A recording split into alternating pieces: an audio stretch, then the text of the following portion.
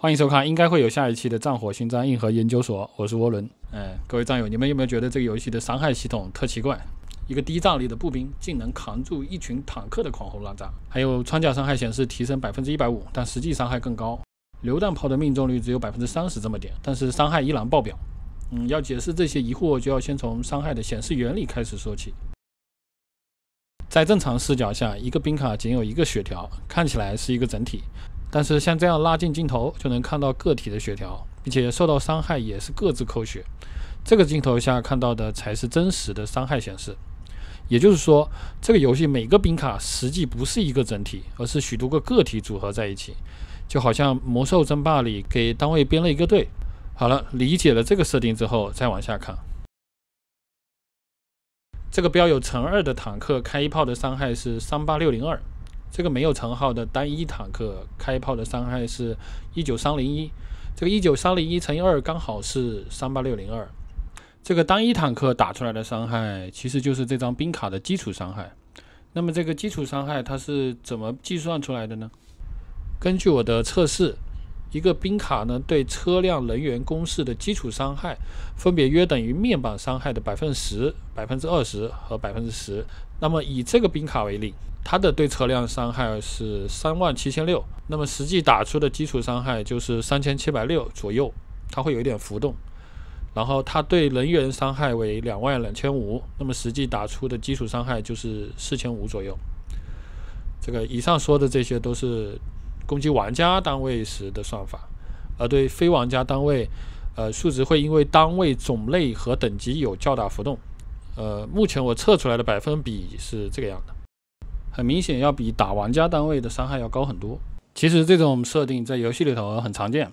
你想要是玩家之间的伤害也这么高，那么就变成互相秒杀的游戏。每个人标配就是4个榴弹炮，打架的时候倒数4秒，嘣一下两边全没了，这样就毫无策略性可言。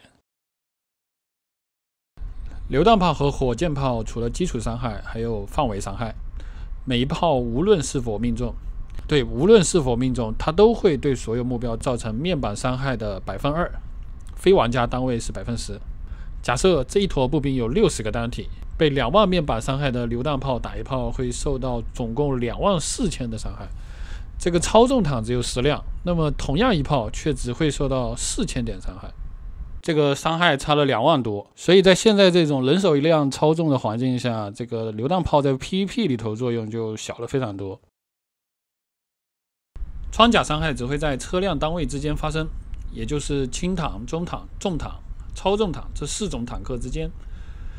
据不完全测试，如果穿甲深度大于有效装甲且小于有效装甲的 1.5 倍，就有很高几率打出穿甲伤害。如果小于有效装甲，就有很大几率出现未击穿，未击穿时伤害将会减半。如果大于有效装甲的 1.5 倍，就有很大几率出现过穿，过穿时伤害也会减半。和打出击穿伤害时不同，游戏中看不到未击穿或过穿时的提示。这个白字的19301其实就是未击穿或者过穿的伤害，它原本的伤害应该是38602。兵卡说明里的击穿伤害150%提升，就是基于这个原本伤害的，也就是38602的 1.5 倍，最后会等于57903。总的来说，这个击穿的设定其实挺奇怪的。当你穿甲深度太低，打不出击穿伤害，但太高，它还会过穿，也打不出击穿伤害。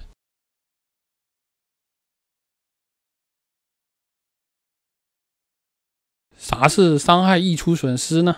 给你们看个例子，这个30级的黑鸭坦肩打我的操纵坦，一炮少说也有2万左右。现在让他打我没有升过级的步兵，一炮才2000多伤害。为什么呢？因为我这个步兵一个单体总共就2000多血，这相当于一炮就损失了18000的伤害。就是因为这个原因，低战力的步兵面对坦克时也能如此耐打。想象一下，一个4秒射速的重坦，费老大劲以为能打10万伤害，结果嘚儿跳出2000伤害，只倒下了1个步兵，还有15个步兵，你还得再来15炮。而且这个修建工事的步兵也是一样会溢出的，它只是外表看起来是整体的罢了。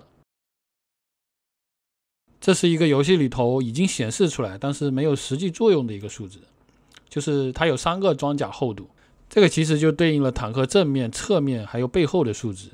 以后版本肯定会更新这个内容，到时候 PVP 玩法可能跟现在就差很多，那种机动型强的兵卡会比现在起到更大的作用。如果大家对这个 PVP 玩法以后的趋势有兴趣的话，那就多给我一点赞吧。